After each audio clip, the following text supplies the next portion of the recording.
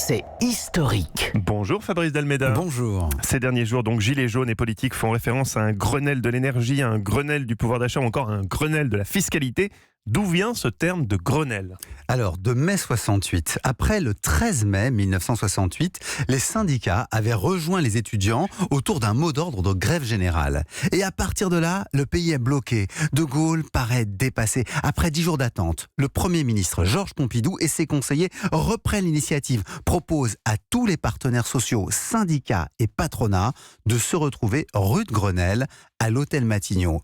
Il faut faire cesser les grèves. Le 25, des négociations s'ouvrent donc avec Pompidou, Chirac et Séguy notamment. Et le 27 mai, ce sont les accords de Grenelle. 2 gains pour les salariés.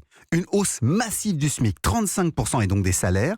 Et les syndicats peuvent créer des sections en entreprise. Mais, ces mêmes syndicats contestés par la base, refuseront de signer le texte final. En réalité, Grenelle, c'est une négociation réussie, mais sans accord officiel à la fin. Alors pourquoi en fait-on un modèle ?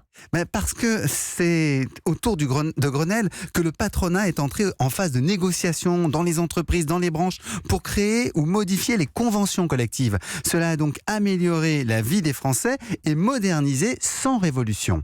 Et donc, en fait, Grenelle est devenu synonyme de grande consultation nationale. Ben oui, c'est depuis Nicolas Sarkozy qui a pris cette expression de Grenelle de l'environnement en 2007 et qui a popularisé cette lecture. Et depuis, c'est appliqué à tout. Grenelle de la sécurité en 2010, Grenelle de la famille pour tous, de la famille pour la manif pour tous en 2014, Grenelle de l'alimentation pour Nicolas Hulot, puis Grenelle de l'éducation toujours en 2017. Grenelle, c'est l'idéal du dialogue pour trouver un consensus, mais c'est aussi un moyen pour le gouvernement de céder sans perdre la face.